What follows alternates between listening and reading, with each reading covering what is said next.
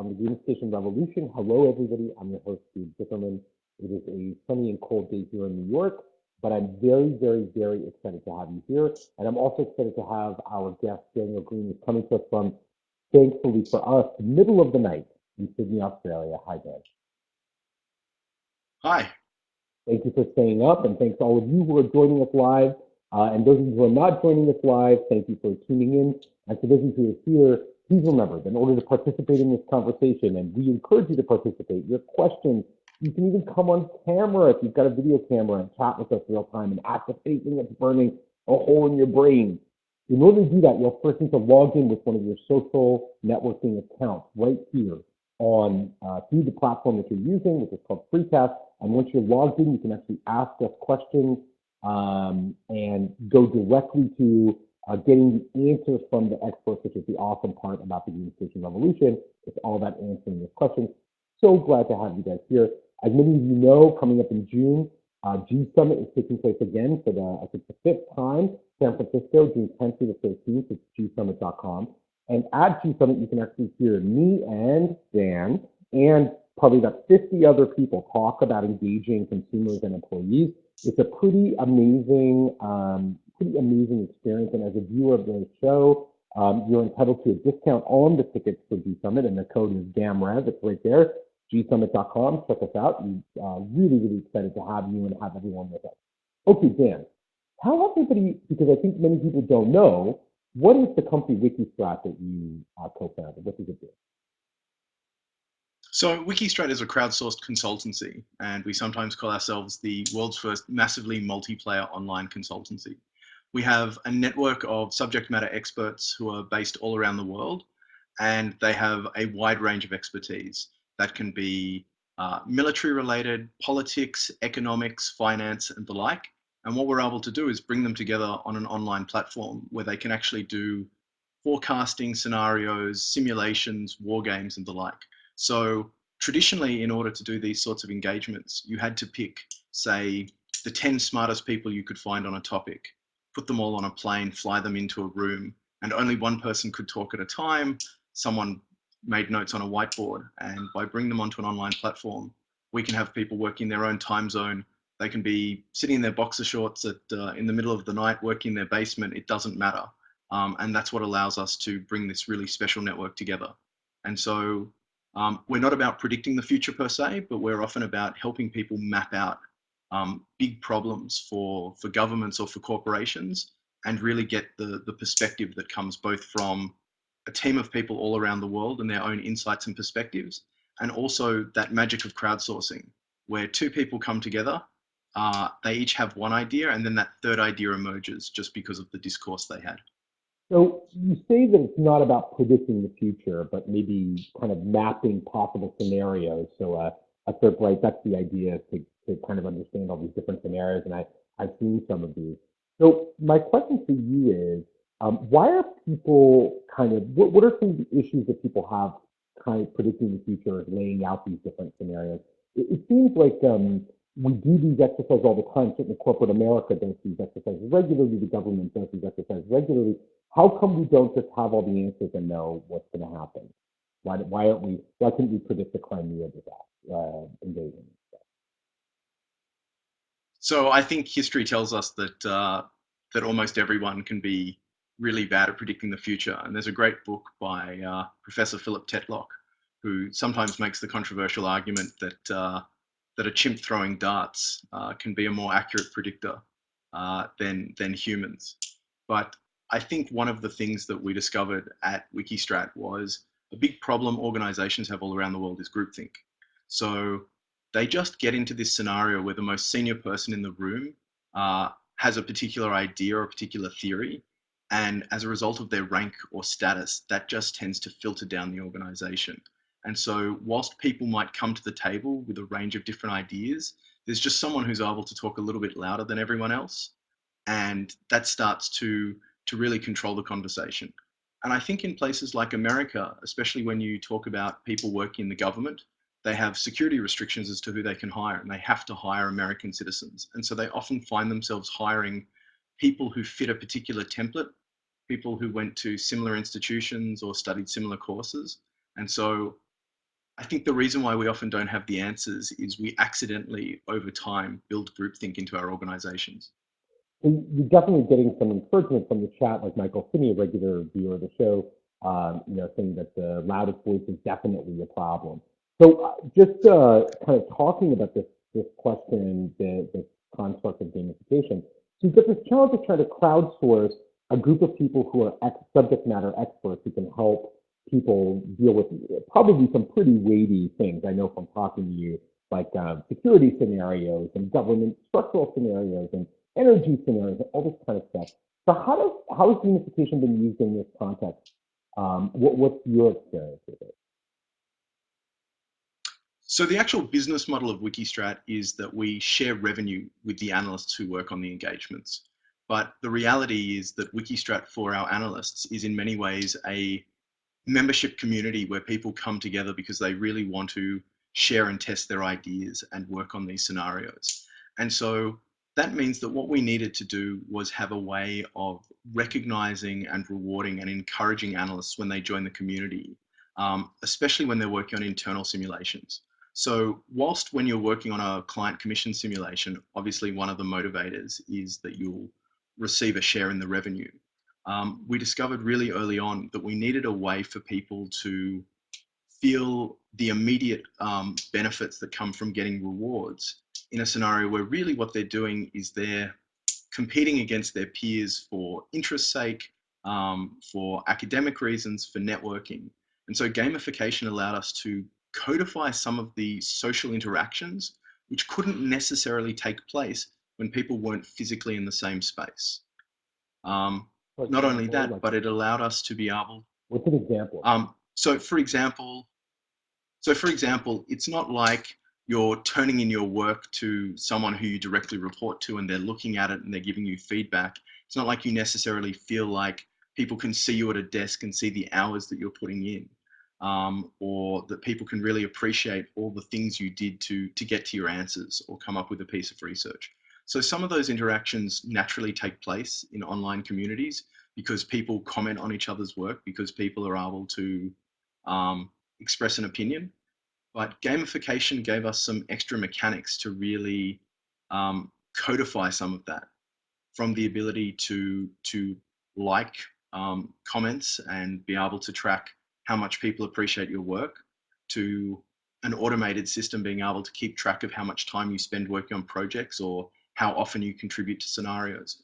But where we were really able to take great advantage of the situation is because we're focused on mapping out all the opportunities and all the options in any scenario. What we can start to do is actually provide rewards for people based on going into the locations that other people haven't gone to yet. So if everyone started to congregate around one theory, so everyone started to congregate that, this is what America would do in response to an energy crisis, for example. Well, what you can do is you can say, well, all the rewards and points that you can earn as an analyst have sort of dried up from that area because we've really mapped out that area. So we're actually going to open up and we're going to increase the benefits for going in a completely different direction. And that's how we're able to encourage people to map out ideas. We're also able to vary what we want from people and therefore the reward. So for example, there might be a certain level of rewards given for people who are creating a scenario. We can actually increase the bonus for people who go and really flesh it out and do the research and do all the extra work in order to bring things forward. And so it gives us a way of indicating the sorts of work that we'd like to see happen by increasing the rewards for going into those areas. And that certainly motivates a large subset of our community to understand what are the different actions that will reward them and really test out those parts of the system. So if you didn't have that idea, and I want to talk a little bit more about the community and how they interact with each other, because I know there's lots of fun anecdotes there too. But if you didn't have that concept of the variable points and rewarding people for creative problem solving, as Seamus has correctly kind of defined, what effect do you think the addition of this gamification element of the points, for example, how do you think that's affected the outcome? What would have been different if you didn't do it this way? How have other people done it in the past? What are we seeing that's new? So, I mean, we've tried very hard to make it that we're not in any way biasing or tainting the work by putting the point system in. However, I think that the point system really did give people this sort of ongoing immediate feedback mechanism for doing their work. I think that everyone appreciates that once you check in some new analysis, the system's basically popping up a couple of seconds later a thank you note for the work that you're doing. Or you might wake up, log into the wiki, and you'll see that overnight one of the supervisory team has noticed that you've done really good work, and has given you rewards for that. But not only that, it's a way to allow people to be recognized for activities they do anyway, and wouldn't necessarily appreciate how it fits into the bigger picture, like mentoring a new member of the community. And so we can actually have someone log in and see that they've received bonus points because they've volunteered some of their time to take someone under their wing and help get them up to speed. Or in terms of what you would call the elder game, to really give people who've been in the community a while the opportunity to have more managerial based roles or editing based roles, or actually be involved in the mechanics and logistics of a simulation, and then be able to reward them for taking that role in the community as well, along with the status bump that comes with being regarded as an editor or a supervisor on a simulation. So do all simulations have a fixed duration in your system? Yes, they do. So, but are the rules, are kind of the game rules consistent from one simulation to another? So for example, if I do one energy simulation and then I participate in a, political stability simulation, let's say a few months later, are all these kinds of things consistent? How do you vary the game from one time to another? The mentorship elements, the exploratory elements, all those different things. So there is a very large level of consistency. I suppose it's a little bit like World of Warcraft as an example, where your character actually persists between every mission, but the missions themselves vary. So firstly, the main part of the variance between each simulation is that the topics are very different. They might have different setups and challenges to do along the way. So that component is, I guess, outside of the scope of the gamification system, but there can be unique rewards. So for example, analysts who participate in an invite-only simulation get to carry a badge on their profile. They were part of the simulation. They can only obtain by getting all the way through to the end of that simulation. And being involved in multiple simulations is what gives you the opportunity to be invited to take on those management roles and get those extra titles or point bonuses or opportunities to be involved on a different level along the way. So it's an interesting question, and actually I want to kind of take it to Dutch. It's sort of asking about the expertise level of the people who participate in WikiStrat. And I want to add to that question. So what kind of people are using this in the first place? And how much do they care about things like those badges? So, so to answer the first question, we actually rank our experts based on reasonably external credentials. So that's a mixture of their academic credentials or their past experience, writing samples that they submit and the like. And we actually have most of that criteria very, very publicly listed on our website.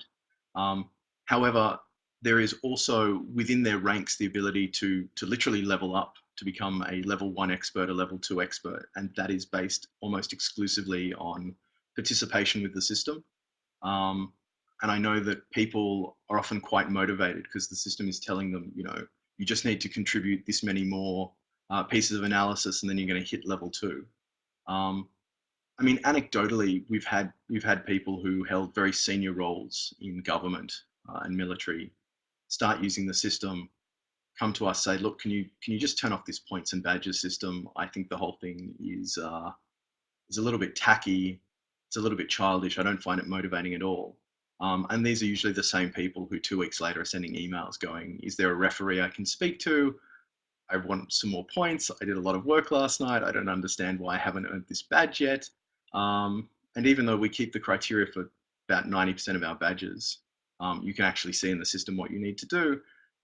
It's amazing how people of all ages and all backgrounds are motivated by the system once it gets going. Well, that must have been a huge surprise, right? Because I think the conventional wisdom would say if you've got a 3-star general in your community, which you have people like that at WikiStrat, these people have achieved the maximum thing in their personal life, in their life outside of the simulation system.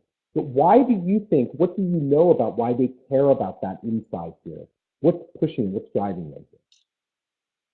So I think when it comes to military folk in general, obviously they've had a career that has been heavily focused around ranks, levels, and badges already.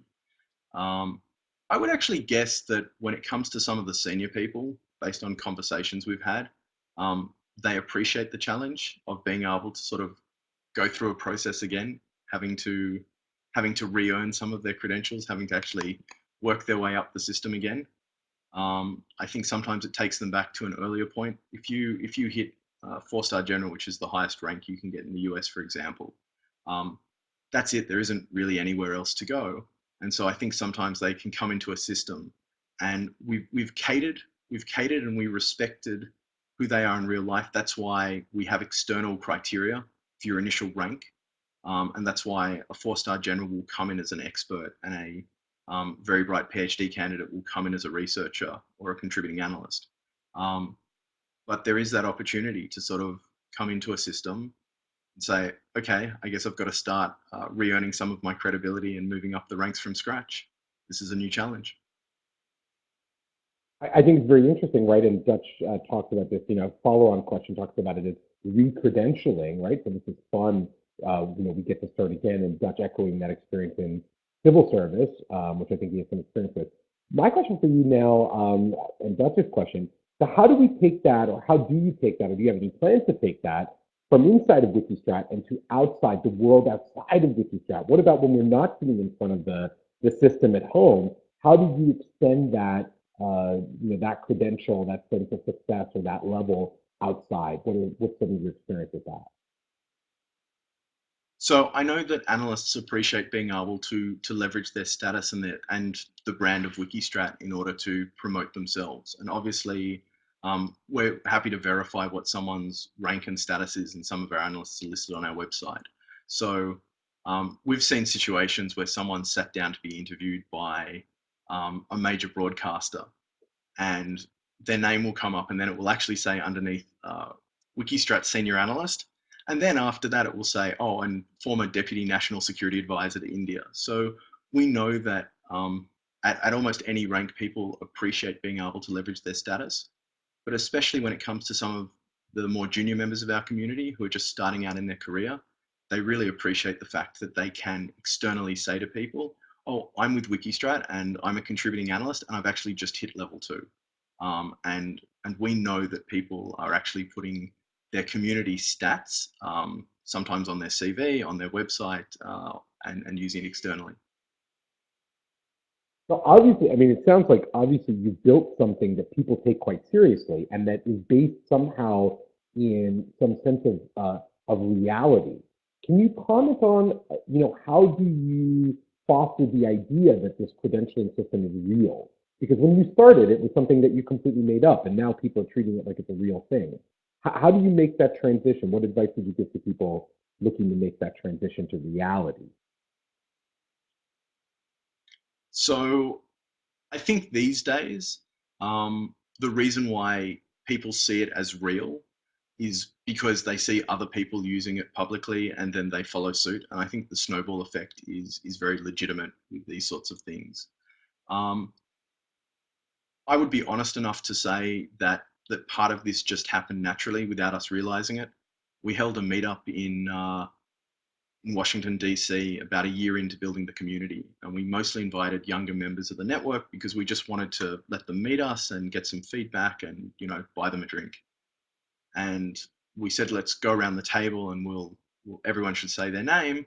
And then as a joke, we said, oh, and you should also tell us what your current rank is on the leaderboard and how many points you're on. And as we went around the table, every person was able to tell us their rank, their number on the leaderboard, how many points they held at this point in time. And sometimes someone would go, oh, hi, I'm actually number 3 on the leaderboard with 694 points. And someone else would yell across the room, I've been trying to beat you on the leaderboard for 2 months. And that was when we realized that without necessarily pushing or promoting the point system, people had just naturally taken to it. Yeah, and it's it's a subject that we're going to get to as well at G Summit with some folks who are going to be there from Get Taxi. And you might remember, Dan, you and I being in a taxi together, and the taxi driver who we picked up through Get Taxi, which is one of those apps, turned to Dan and I in the cab and was like, "I want you guys to know I'm number one on the leaderboard as I'm the best taxi driver in town. Look at your app." And Yeah, you and I both were kind of laughing because we had no idea that we think about this kind of thing all the time.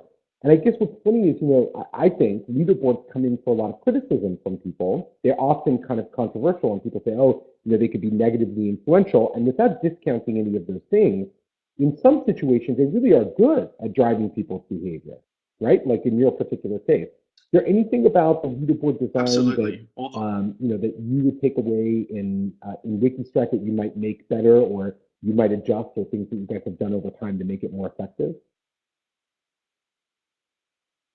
So the single most effective thing we did with the leaderboard was that we stopped showing people the full leaderboard unless they asked for it, and we showed them a modified version, which was actually your suggestion at the time. So people can see their current standing.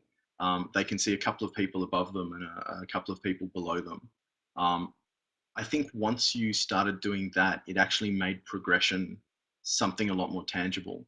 If people realize that they're currently ranked um, 800, and I've had a number of conversations now with Get Taxi drivers about this as well. If you start in the system and you're actually um, 3,000th on the leaderboard because it's your first day, the whole thing feels like an absolutely insurmountable task. But if you can see that these are the people just ahead of you and you just start thinking in terms of much smaller goals, then you actually break down your progression. So that's the first thing. And the other thing which we're experimenting now at WikiStrat is the idea that some of the leaderboards will be tied to a rolling 30-day period or just for the last calendar month. Um, People who've been with us for a long time would hate to feel that the status they spent so many months getting that keeps them at the top of the leaderboard will disappear. But we know that some junior members of our community say, well, I can never be number one on the leaderboard. I just joined the community too late. And by re-gearing it to have leaderboards that just reflect the last 30 to 60 days, and then still a lifetime leaderboard that people can look at, really just allow everyone that sense of equality, that everyone can feel they have a legitimate chance at making it to number one. So it's a very interesting segue to Seamus's question, which we've been waiting on for a little while, which is about the decay of reputation in your system. So is there a necessity that people in WikiStrat keep coming back and doing more things? How do you balance the need for currency against, especially because you deal with such a wide range of possible topics? How do you balance off the need to be current with the need for domain expertise, with good hygiene in the system, doing all the things right? How do you Right. balance all those things in an economy like that? So I guess there are two components we use towards that specific end. Uh, One is that people receive periodic reviews of their work, and that does look at how they've worked in the past. And we ask analysts that if they're going to take a break for a period of time, that they actually get in touch with us first, and then we just leave a note in the system that that we shouldn't penalize them for having not logged into the platform for a period of time because we knew in advance that they want to take a step back.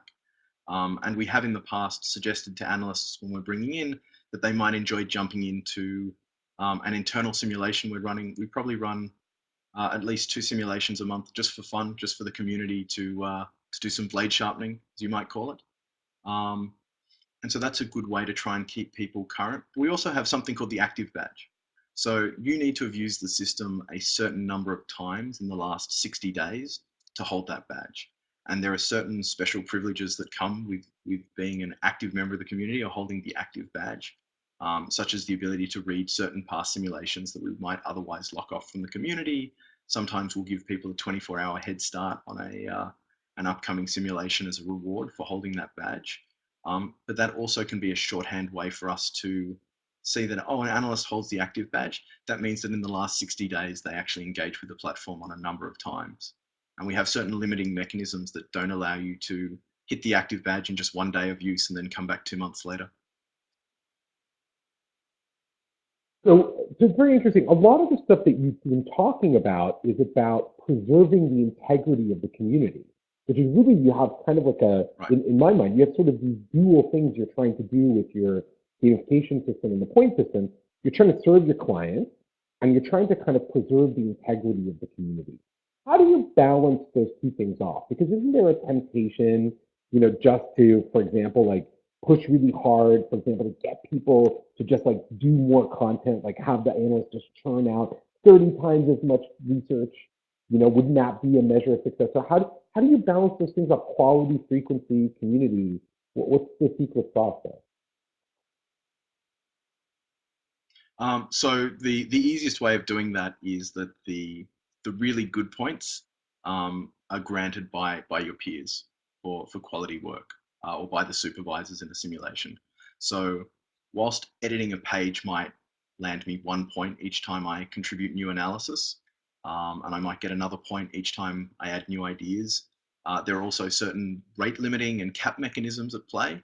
But the way around all of that system is supervisors and editors can come in and say, I found that to be particularly interesting. I'm going to give you 5 points. So I'm going to give you 5 times the number of points that you would have otherwise gotten just from the system recognizing your contribution.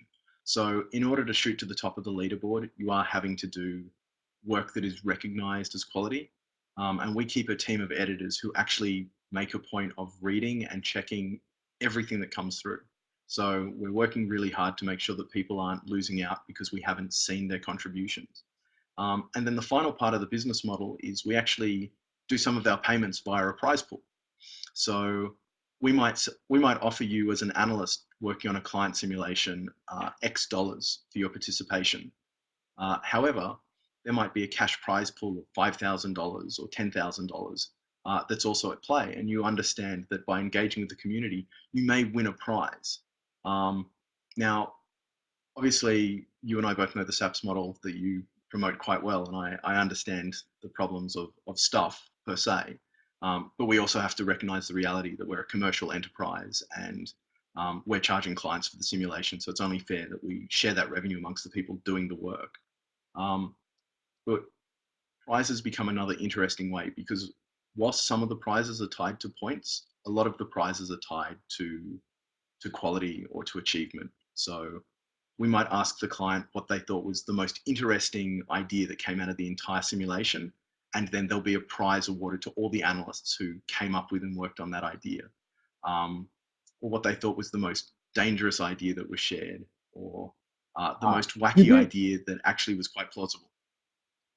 I'm not anti stuff. I'm not anti giving people money. Just understanding that some of the limitations of it, right? But my question is just about the Sure. prize for a second. What do you know about how important the size of the prize is? What have you determined anything about that? And also, it sounds like the prize can be a little bit capricious, so it'll change from thing to thing. Do you tell people in Right. advance what the prizes are for each simulation, or is that something they find out a little bit later?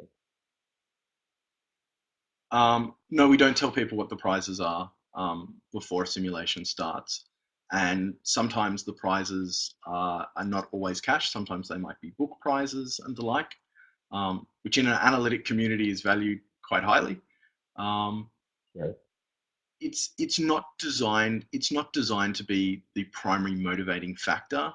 It's designed to form part of the overall environment in which people understand that there are a variety of things they can be rewarded for.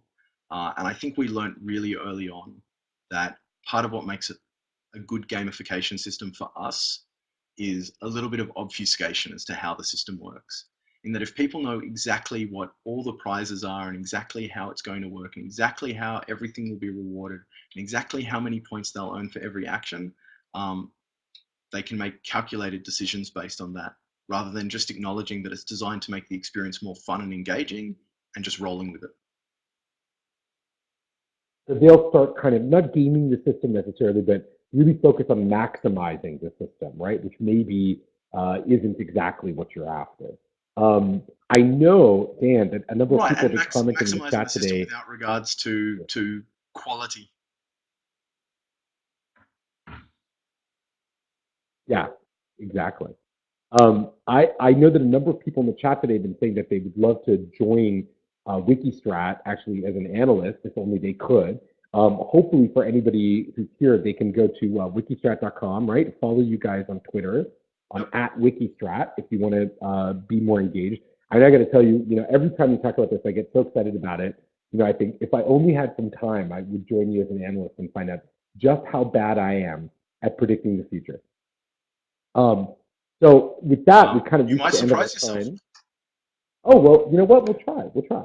Thanks so much, Dan Green from WikiStrat. It's wikistrat.com, and you can follow the WikiStrat folks at WikiStrat on Twitter. Thanks to all of you for joining us today on the Gamification Revolution. Be sure to check out gsummit.com, where you'll see Dan and me and 50 or so other people talk about engagements June 10th through the 13th. You can save $200 on your tickets by using the code GAMREV. We'll be back next week at the same time with another great guest and more to talk about on the subject of personal engagement with employees and customers all around the world. Thanks again, Dan. Hopefully you get some sleep. Goodbye, everyone. See you next week. Bye.